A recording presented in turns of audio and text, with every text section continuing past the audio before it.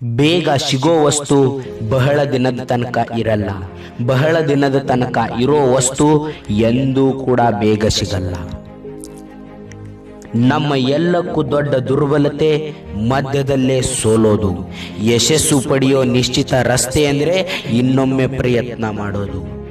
ಯಾವಾಗಲೂ ಸರಿಯಾದ ನಿರ್ಣಯ ತೆಗೆದುಕೊಳ್ಳಬೇಕು ಹಾಗೇನಲ್ಲ, ನಿರ್ಣಯ ತೆಗೆದುಕೊಂಡು ಅದನ್ನು ಸರಿ ಕೂಡ ಮಾಡಬಹುದು.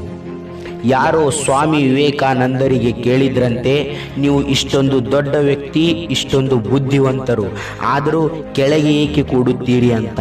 ಆಗ ಸ್ವಾಮಿ ವಿವೇಕಾನಂದರು ಹೇಳಿದರು, ಕೆಳಗೆ ಕೂಡೋ ವ್ಯಕ್ತಿ ಎಂದೂ ಕೂಡ ಬೀಳಲ್ಲ. ದೊಡ್ಡ ವ್ಯಕ್ತಿ ಆಗೋದಿದ್ದರೆ ದೊಡ್ಡ ಫೇಲಿಯರನ್ನು ಎದುರಿಸಬೇಕಾಗುತ್ತೆ ಮತ್ತು ಅವುಗಳನ್ನು ಸುಧಾರಿಸಬೇಕಾಗುತ್ತೆ.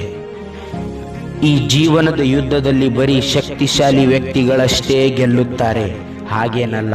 ಯಾವನಲ್ಲಿ ನಾನು ಗೆಲ್ಲುತ್ತೀನಿ ಅನ್ನೋ ನಂಬಿಕೆ ಇರುತ್ತೋ ಅವನು ಕೂಡ ಗೆದಿಯುತ್ತಾನೆ. ಹಣೆ ಬರಹ ಮತ್ತು ಬೇರೆಯವರನ್ನು ಏಕೆ ದೂಷಿಸಬೇಕು? ಕನಸುಗಳು ನಮ್ಮದೇ ಇವೆ ಅಂದರೆ ಪ್ರಯತ್ನ ಕೂಡ ನಮ್ಮದೇ ಬೇಕು ತಾನೆ.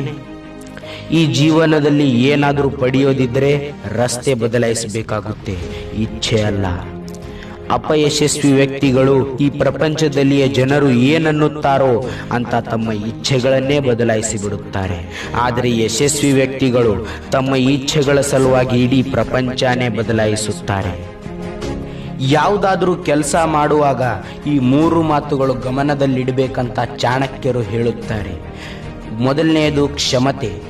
ನೀವು ಈ ಕೆಲಸ ಎಷ್ಟು ಸಮಯದವರೆಗೆ ಬಿಡದೆ ಸೋಲದೆ ಮಾಡುತ್ತೀರಿ ಮತ್ತು ಹೇಗೆ ಕೆಲಸ ಮಾಡೋ ಕ್ಷಮತೆಯನ್ನು ಹೆಚ್ಚಿಸುತ್ತೀರಿ ಅನ್ನೋದು.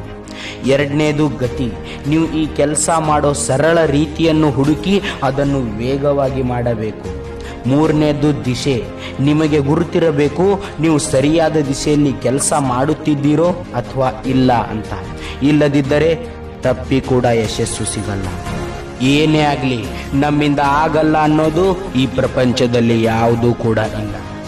ಮತ್ತು ಗೆಳೆಯರೇ, ಈ ವಿಡಿಯೋ ಸ್ವಲ್ಪ ಕೂಡ ಇಷ್ಟ ಆಗಿದ್ರೆ ಖಂಡಿತ ಈ ವಿಡಿಯೋವನ್ನು ಲೈಕ್ ಮಾಡಿ.